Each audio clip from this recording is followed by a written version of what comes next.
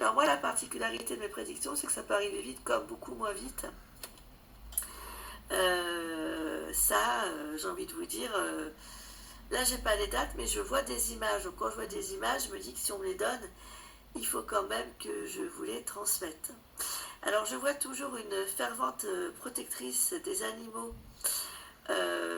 qui a été connue pour sa beauté, une Française qui a été connue donc pour sa beauté. Elle a chanté aussi avec certains grands. Il y a eu un petit peu de cinématographie qui rendra, ira rejoindre les anges. Voilà, je cherchais mon terme, mais j'espère que je me trompe. On me parle également. Elle était une icône du cinéma, actrice, mais aussi mannequin, chanteuse, comédienne, femme désirée, adulée. On vient de l'apprendre, Brigitte Bardot est décédée à 91 ans. Née à Paris en 1934 dans la haute bourgeoisie catholique de la capitale, elle débute adolescente en posant en couverture de quelques magazines, puis en jouant des petits rôles, d'abord dans une quinzaine de films avant de devenir cette icône que l'on a connue, Amélie Perrier.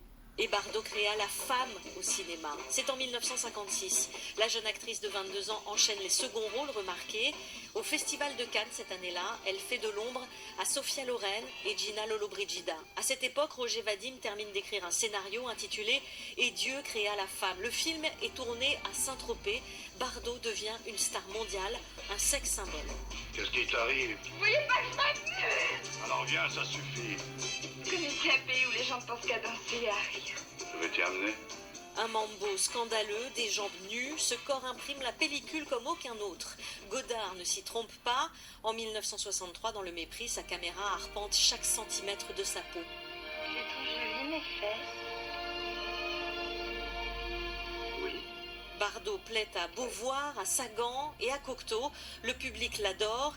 À chaque sortie, c'est l'émeute. Louis Malle s'en inspire dans le film Vie privée. Gainsbourg en tombe follement amoureux et lui compose ce brûlot en 1967. Je t'aime. Je t'aime. Oh oui, je t'aime. Moi non plus.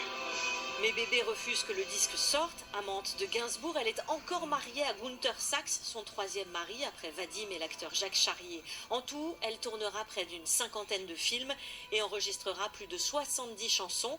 Mais en 73, elle annonce qu'elle arrête. J'en ai assez un peu de faire du cinéma pour le moment. Je trouve qu'il y a d'autres choses à faire. Et sa grande cause sera celle des animaux. Voilà ce que c'est qu'un bébé phoque.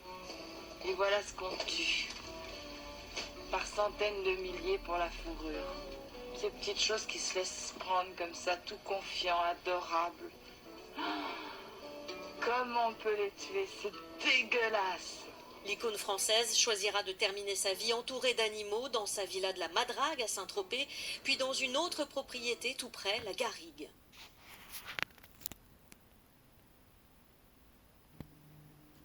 Voilà, malheureusement, Brigitte Bardot, comme pressenti, nous a quittés.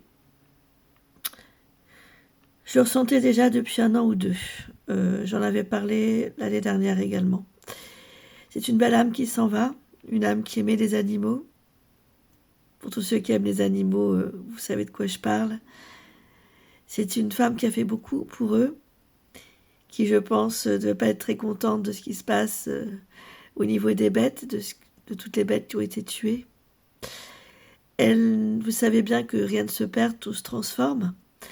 Donc elle sera toujours avec nous quelque part, mais autrement. Que la lumière l'entoure pour toujours, pour l'éternité. Et qu'elle reste dans nos cœurs, que nous fassions revivre sa passion de défense pour les animaux à travers nos actions. Prenez soin de vous tous, je vous remercie de la confiance que vous me témoignez. Je vous dis à très bientôt pour de prochaines vidéos. Portez-vous bien, sortez couverts.